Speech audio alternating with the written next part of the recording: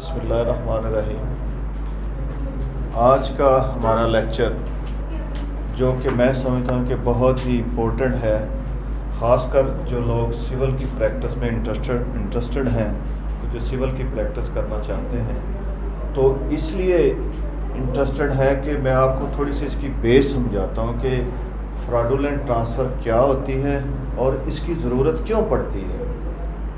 کہتا ہے کہ ایک شخص نے، فرض کریں کہ اس نے قرض لیا ہوا تھا، میں آپ کو اس کی سمجھانے سے پہلے تھوڑی بیس آپ کو سمجھاتا ہوں۔ ایک شخص نے قرض لیا ہوا تھا، جیسے ہاؤس بلڈنگ فنانس کارپوریشن والے قرض دیتے ہیں۔ ایک شخص نے اپنے مکان پہ قرض لیا ہوا تھا، اب وہ قرض واپس نہیں کر رہا۔ ہاؤس بلڈنگ فنانس کارپوریشن والوں نے اس کے خلاف سوٹ فائل کر دیا، کس مقصد کے لیے؟ For the recovery of their loan. اب وہ ڈگری ہو گیا سوٹ۔ اب جب وہ دعویٰ ڈگری ہوتا ہے، اس کے بعد اس کی ایگزیکیوشن ہونی ہوتی ہے۔ جب ایگزیکیوشن کا مرحلہ قریب آنے کو تھا تو اس شخص نے، جس کا وہ مکان تھا، اس نے وہی مکان جو ہے وہ آگے کسی کو ٹرانسفر کر دیا، بی کو، سی کو۔ کس مقصد کے لیے؟ To avoid the execution proceedings. کس مقصد کے لیے؟ کہ اس عمل درآمد ڈگری سے بچا جا سکے۔ وہ کہتا ہے کہ اس طرح کی جو ٹرانسفر ہوتی ہے جس کا مقصد کسی کا ادھار دینا ہو، اس سے بچنا ہے، کسی کورٹ کی ایگزیکیوشن ہو رہی ہو، اس سے بچنا، تو وہ کہتا ہے کہ اس طرح کی ٹرانسفر کو ہم فراڈولنٹ ٹرانسفر کہتے ہیں۔ Section 53 of the transfer property act جو ہے وہ اس کو ڈیل کرتا ہے۔ اس میں دیا گیا ہے کہ فراڈولنٹ ٹرانسفر کیا ہے، جس میں کریڈیٹر جو ہے، جو قرض خواہ ہیں، ان کے قرض سے بچا جا سکے، یا اس کو کہتا ہے کہ کسی ڈگری کی عمل درآمد سے بچا جا سکے، تو اس طرح کی ٹرانسفر کو ہم فراڈولنٹ ٹرانسفر کہتے ہیں۔ اسکوپ اس کا کہتا ہے کہ یہ according to the injunction of Islam ہے، کہ اسکوپ اس کا یہ ہے کہ جتنا انگلش لاء پہ لاگو ہوتا ہے اسی طرح سے یہ اسلامک لاء میں بھی لاگو ہوتا ہے۔ اسلامک لاء بھی ہمارا یہی کہتا ہے کہ کسی بھی قرض خواہ کو اس کا قرض واپس کرنا چاہیے۔ اگر قرض خواہوں سے بچنے کے لیے کوئی ٹرانسفر کی جاتی ہے تو یہ فراڈولنٹ کے زمرے میں آتی ہے۔ آگے جناب وہ کہتا ہے، بہت ہی خوبصورت انداز سے بک میں سمجھایا ہوا، جس کو میں اب تھوڑا سا انٹرپریٹ کر کے، کب کہا جائے گا کہ یہ fraud has been committed, fraud کا جو تاثر ہے وہ یہ نکلتا ہے، فراڈولنٹ ٹرانسفر کے زمرے میں آتا ہے۔ سب سے پہلے ہے کہ فروخت کرنے والے نے کیا کیا کیا ہو اور خریدنے والے نے کیا کیا کیا ہو، تو پھر لاء میں پریزمپشن ہے، پریزمپٹ کر لیا جاتا ہے، لاء ہمسیلف پرزیوم کہ there should be transfer on the basis of fraudulent. سب سے پہلے ہے سولڈ ہز ہول پراپرٹی، کہ جس شخص کے پاس پراپرٹی تھی اس نے کچھ بھی اپنے پاس نہیں رکھا، بلکہ ساری کی ساری جو ہے اس پراپرٹی کو فروخت کر دیا۔ کس وجہ سے؟ تاکہ اپنے جو قرض خواہ ہیں اس قرض دینے سے بچا جا سکے۔ آگے وہ کہتا ہے کہ سیکنڈ ہے by the property without saying. یہ کون ہے؟ بائر، کہ بائر نے وہ پراپرٹی بغیر دیکھی خرید لی، کہ اس نے دیکھا ہی کچھ نہیں ہے، کہ اس نے دیکھا جی پراپرٹی، وہ اس سے تاثر ملتا ہے کہ خریدنے والے نے بھی فراڈ کے ساتھ خریدی ہے اور فروخت کرنے والے نے بھی فراڈ کے ساتھ فروخت کی ہے، کہ اس نے دیکھی کوئی نہیں پراپرٹی۔ حالانکہ عام ایک جنرل پرنسپل ہوتا ہے، جس نے کوئی بھی چیز خریدنی ہے اس نے وہ دیکھ کے اس کی پوری قیمت ادا کرنی ہوتی ہے، پھر جا کے مارکیٹ ویلیو کا تعین ہوتا ہے، پھر جا کے اس کو خریدا جاتا ہے۔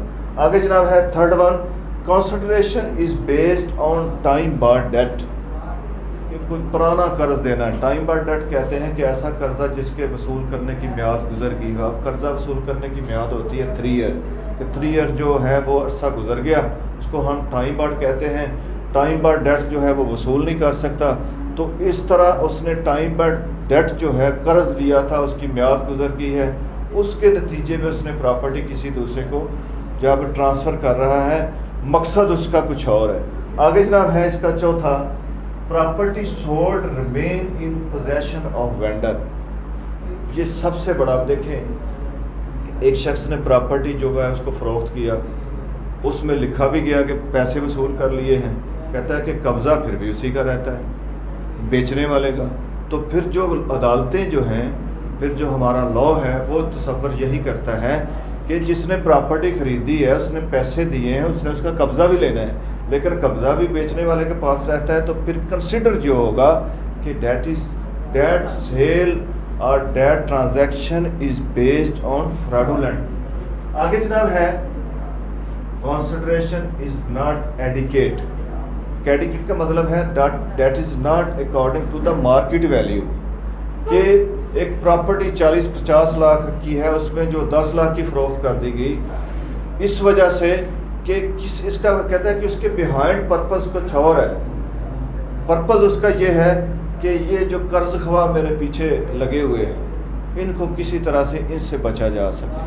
ٹھیک ہے, آگے وہ کہتا ہے کہ جناب transfer made in secret and hasty manner. Hasty manner ہوتا ہے جلد بازی میں, کہ وہ ٹرانسفر جو کی گئی ہے وہ کس طرح سے کی گئی کہ وہ سیکرٹ اس کا سارا کچھ رکھا گیا, اس کی ٹرانزیکشن ساری کی ساری سیکرٹ رکھی گئی, اس کو جو ہے وہ بڑے جلد بازی میں, یعنی کہ وہ آفر اینڈ ایکسیپٹنس جس طرح سے ہوتے ہیں اس کے بعد بارگیننگ ہوتی ہے, پھر قیمت طے ہوتی ہے, پھر کچھ نہ کچھ وہ ارنسٹ منی لی جاتی ہے, اس کے بعد ایک ٹارگٹ ڈیٹ رکھی جاتی ہے کہ فلاں ڈیٹ کو رجسٹری کروائی جائے گی. وہ کہتا ہے اس میں سارا کچھ بڑی جلد بازی میں ہوا, جس سے بھی اندازہ ہو رہا ہے کہ اس ٹرانزیکشن کے پیچھے, اس سیل کے پیچھے کچھ نہ کچھ مقصد اور ہے.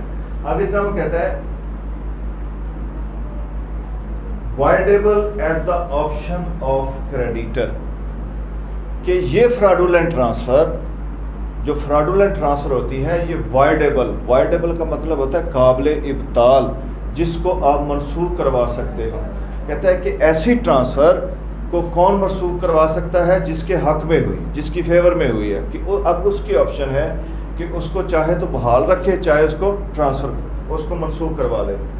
اگر وہ کہتا ہے کہ right of transfer in good faith, یہ آپ کو ذرا غور کرنے والی بات, یہ یہاں پہ ایک ہم نے پارٹ 1 میں کانٹریکٹ ایکٹ میں پڑھا تھا bona fide purchaser for value without notice. Bona fide purchaser وہ ہے کہ جو نیک نیت خریدار ہے, جس نے پوری قیمت ادا کی اور اس کو پہلے جھگڑوں کا نہیں پتا. اب وہ کہتا ہے کہ ایک ہے فراڈولنٹ ٹرانسفر. فراڈولنٹ ٹرانسفر کے برعکس اگر کوئی خریدار ایسا ہے جس نے نیک نیتی کے ساتھ in good faith according to the market value اس کی پرائس پے کر کے کوئی پراپرٹی کو خریدا ہے, تو پھر وہ جا کے یہ عذر لے سکتا ہے کہ مجھے یہ ان تمام جھگڑوں کا اور ان تمام قرضہ جات کا مجھے کوئی علم نہیں تھا, میں نے property in good faith according to the market value میں نے وہ پے کر کے خریدی ہے. وہ کہتا ہے کہ فراڈولنٹ ٹرانسفر کے زمرے میں پھر وہ نہیں آئے گا.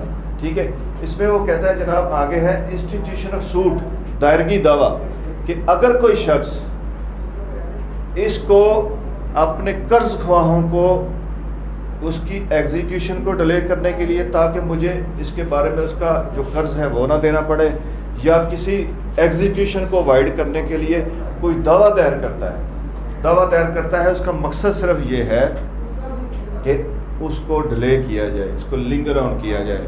کہتا ہے کہ اس طرح کا جو ٹرانسفر ہے, جو دعویٰ ہے, جو بیس کرتا ہے ود میلافائڈ انٹینشن, وہ بھی اس کے زمرے میں آتا ہے. اچھا آگے جناب لاسٹ میں ہے voidable and the option of subsequent purchaser. Subsequent purchaser وہ ہے جو بعد میں جس نے خریدی, بعد میں خریدار, کہ اس کی آپشن پہ ہے کہ اس کو پتہ جب چلتا ہے کہ یہ تو پہلے سارے قرضہ جات اس نے دینے تھے لیکن اس نے مجھے فروخت کر دی ہے, تو کہتا ہے اب میں اس کے ساتھ ساتھ ملتا جلتا آپ کو ایک رول آف لسپنڈنس سمجھاؤں تو آپ کو اس کی جلدی سمجھ آتی ہے. لسپنڈنس, LIS, لسپنڈنس. لس کا مطلب ہوتا ہے دعویٰ اور پنڈنس کا مطلب ہے زیر سماعت, کہ دعویٰ ابھی زیر سماعت ہے کسی بھی پراپرٹی کے متعلق. وہ مکان ہے, زرعی زمین ہے, کچھ اور پراپرٹی ہو سکتی ہے, اس کے متعلق دو پارٹیز کے درمیان جو دعویٰ ہے وہ زیر سماعت ہے. اب with out getting permission of the court کیا کیا کہ ایک شخص نے جس کے نام وہ پراپرٹی تھی یا جس کے پاس پوزیشن تھا, اس نے وہ پراپرٹی کس مقصد کے لیے آگے ٹرانسفر کر دی کہ کل کو اگر میرے خلاف یہ دعویٰ ڈگری ہوتا ہے تو میں یہ آ کے کورٹ میں کہہ سکوں کہ میرے پاس تو کچھ نہیں ہے. جس طرح آج کل عموماً اکثر کیسز میں ہوتا ہے عورتیں اپنے بچوں کے خرچہ نان نفقوں کا دعویٰ دائر کرتی ہیں. اب وہ دیکھتا رہتا ہے، جب دعویٰ ڈگری ہونے کے قریب آیا پتہ چلا کہ اب تو مجھے پیسے دینے پڑیں گے. اس کے نام جو مکان تھا، جو پراپرٹی تھی، اس نے اس دعوے کے دوران ہی آگے فروخت کر دی. کہتا ہے کہ اب اس طرح کی پراپرٹی کو جب ٹرانسفر آگے کیا جاتا ہے تو ہم اس کو کہتے ہیں فراڈولنٹ ٹرانسفر. اب کہتے ہیں کہ فرض کریں رول آف لسپنڈنس میں ایک شخص نے پراپرٹی بی کو فروخت کر دی دوران دعویٰ، اس کے بعد اس نے سی کو فروخت کر دی. کہتا ہے کہ اس طرح سے کیا ہوگا کہ لیٹیگیشن کبھی بھی اینڈ نہیں ہوگی، مقدمے بازی کبھی بھی اینڈ نہیں ہوگی. تو اس کا مقصد یہ ہوگا کہ جب بی کے خلاف دعویٰ ڈگری ہوا تو وہ یہ آ کے کہے گا کورٹ میں کہ میرے خلاف تو ڈگری کوئی نہیں ہے، میں تو اس میں فریق ہی نہیں ہوں. کہتا ہے کہ جب وہ بی کے خلاف ڈگری ہوگا تو سی کو فروخت کر دے گا. تو اس کو کہتے ہیں ملٹی پلاسٹی آف سوٹ، ایک سے زیادہ دعویٰ جات.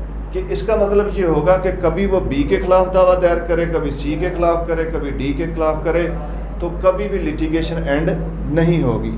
کہتا ہے کہ اس کو کہتے ہیں رول آف لسپنڈنس. رول آف لسپنڈنس میں بھی ایسا ہی ہوتا ہے کہ اگر اس کا لسپنڈنس میں دعوے کا یعنی کہ اس پراپرٹی کو آگے جو ہے وہ ٹرانسفر کرنے کا مقصد یہ ہو کہ اس ڈگری سے بچا جا سکے. کہتا ہے 53 میں جو 53 ٹرانسفر پراپرٹی ایکٹ کا ہے وہ یہی کہتا ہے کہ یہ بھی جو ٹرانسفر ہے یہ فراڈولنٹ ٹرانسفر پہ پیش کرتی ہے. ٹھیک ہے جی. اب یہ آپ کو تھوڑا سا اس کا فراڈولنٹ ٹرانسفر کا تقریباً سارے کا سارا میں نے آپ کو 53 میں جو ہے وہ بتا